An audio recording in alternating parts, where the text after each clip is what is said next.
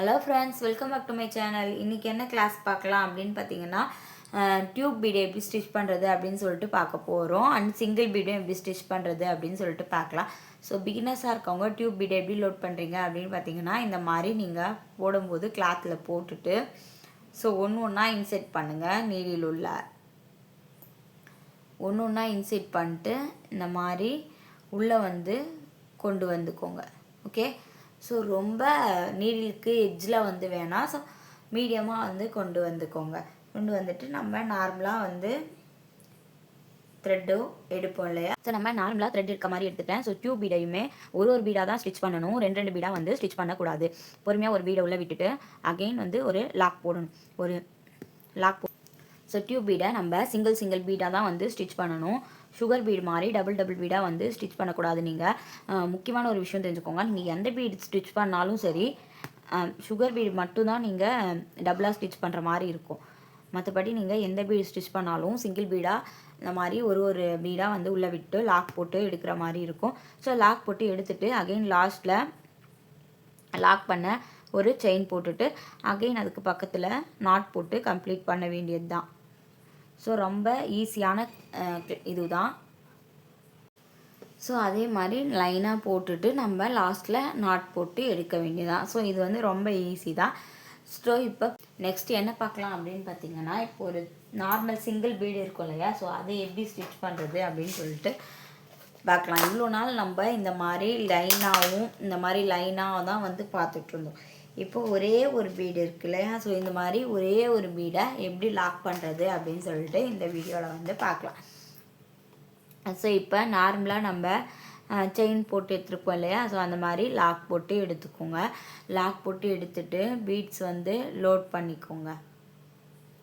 Okay, load பண்ணி எடுத்துட்டேன். இப்போ நார்மலாக நம்ம போடுற மாதிரி போட்டு ஒரு செயின் போட்டு எடுத்துக்கோங்க.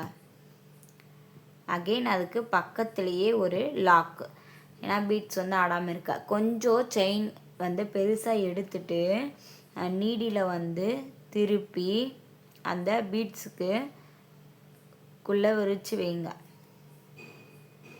ஓகேவா? விரித்து வச்சுட்டு இப்போ அப்படியே கீழே இருக்க த்ரெட்டை வந்து நல்லா கொஞ்சம் பெருசாக வச்சுக்கோங்க. பெருசாக வச்சுட்டு நல்லா அழுத்தி வந்து பிடிச்சிக்கோங்க, இல்லைன்னா வந்து வராது. ஸோ நல்லா அழுத்தி பிடிச்சிட்டு கீழே இருக்க த்ரெட்டை இழுத்திங்க அப்படின்னா உங்களுக்கு லாக் வந்து விழுந்துடும். ஓகே, விழுந்துச்சா? அகெயின் வந்து ஒன் டைம் வந்து போட்டு காமிக்கிறேன். ஸோ த்ரெட்டு மேலே எடுத்துகிட்டு லாக் ஸ்டிச் வந்து ஒன்று போட்டுக்கோங்க. அதே மாதிரி ஒரு சிங்கிள் பீடு வந்து இப்போ எடுத்துக்கலாம். ஸோ அதே மாதிரி ஒரு சிங்கிள் பீடை போட்டு ஒரு செயின் போட்டுட்டு அதுக்கு பக்கத்தில் ஒரு லாக் போட்டு இப்போ அப்படியே அதை ரிவர்ஸில் கொண்டு போயிட்டு அந்த செயினை வந்து மடக்கி கொஞ்சம் லென்த்தாக கொண்டு போய் மடக்கி அந்த நீடில் பின்னாடி வந்து பிடிச்சிட்டேன். ஸோ பிடிச்சிட்டு இப்போ அப்படியே பொறுமையாக கீழே இருக்கிறேன் அப்படின்னா எனக்கு லாக் வந்து விழுந்துடுது.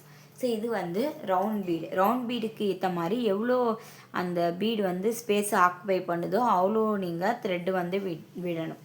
ஓகே, இப்போ இதே மாதிரி வீட் பீடு எப்படி ஸ்டிச் பண்ணுறது அப்படின்னு சொல்லிட்டு பார்க்கலாம் சிங்கிள் பீடில். ஓகேவா? ஸோ இப்போ நான் ஒரு வீட் பீடு வந்து எடுத்திருக்கேன்.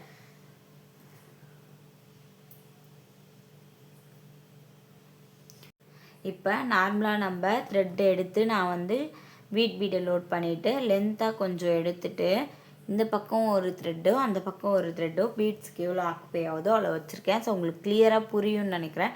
ஸோ இப்போ பொறுமையாக வந்து கீழே இழுங்க. ஸோ நம்ம குட்டியாக வந்து வைக்கக்கூடாது, கொஞ்சம் லென்த்தாகவே வந்து வச்சுக்கோங்க, ஏன்னா நம்ம இழுக்க தான் போகிறோம் இல்லையா? ஸோ இந்த பக்கம் ஒரு த்ரெட் இருக்கா? ஸோ இந்த பக்கம் ஒரு த்ரெட் இருக்குது.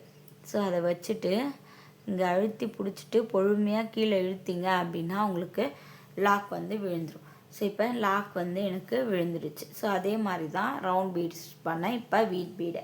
நெக்ஸ்ட்டு வந்து ரைஸ் பீடு வந்து பார்க்கலாம். ஸோ இப்போ ரைஸ் பீடு வந்து அதே மாதிரி செயினு லாக் அதே மாதிரி பிடிச்சிட்டு இந்த பக்கம் அந்த பக்கம் நல்லா கெட்டியமாக இழுத்திங்க அப்படின்னா உங்களுக்கு லாக் வந்து கீழே விழுந்துடும். ஸோ நீங்கள் எந்த பீடு போடுறீங்களோ அந்த பீடுக்கான ஸ்பேஸ் வந்து எவ்வளோ இருக்கோ அவ்வளோ த்ரெட்டுமே அது வந்து ஆக்குபை பண்ணணும். நான் உங்களுக்கு சொல்கிறது புரியும்னு நினைக்கிறேன். ஸோ ரவுண்டுக்கு எவ்வளோ வேணுமோ அவ்வளோ விடுங்க. இந்த மாதிரி பீட்ஸ்க்கு வந்து எவ்வளோ தேவைப்படுதோ அவ்வளோ விட்டு நீங்கள் லாக் பண்ணணும். ஸோ அப்போ தான் வந்து உங்களுக்கு கரெக்டாக லாக் ஆகும். நம்ம இந்த கிளாஸில் இந்த மாதிரி டியூப் பீட் ஸ்டிச் பண்ணுறதும் அண்ட் சிங்கிள் பீடு ஸ்டிச் பண்ணுறதும் எப்படின்னு சொல்லிட்டு பார்த்தோம். இந்த கிளாஸ் வந்து உங்களுக்கு கிளியராக புரியும்னு நினைக்கிறேன். புரியல அப்படின்னா கிளாஸில் இருக்கவங்க கேளுங்க, நான் உங்களுக்கு கிளியர் பண்ணுறேன். ஸோ நம்ம சேனலை இப்போ தான் ஃபஸ்ட் டைம் பார்க்குறீங்க அப்படின்னா basic to advance level class just 100 ரூபாய் பேமெண்ட்டுக்கு ஃபுல் கிளாஸுமே எடுத்துகிட்ருக்கோம். இன்ட்ரெஸ்ட்டாக இருக்கீங்கன்னா ஸ்க்ரீனில் தெரியுற நம்பருக்கு வாட்ஸ்அப் பண்ணி நீங்களும் ஜாயின் பண்ணிக்கோங்க. சேனலை ஃபஸ்ட் டைம் பார்க்குறீங்க அப்படின்னா மறக்காமல் சப்ஸ்கிரைப் பண்ணிவிட்டு பக்கத்தில் இருக்க பெல் ஐக்கானை கிளிக் பண்ணிக்கோங்க. அப்போ தான் நான் போகிற வீடியோஸ் எல்லாமே உங்களுக்கு நோட்டிஃபிகேஷனாக வரும்.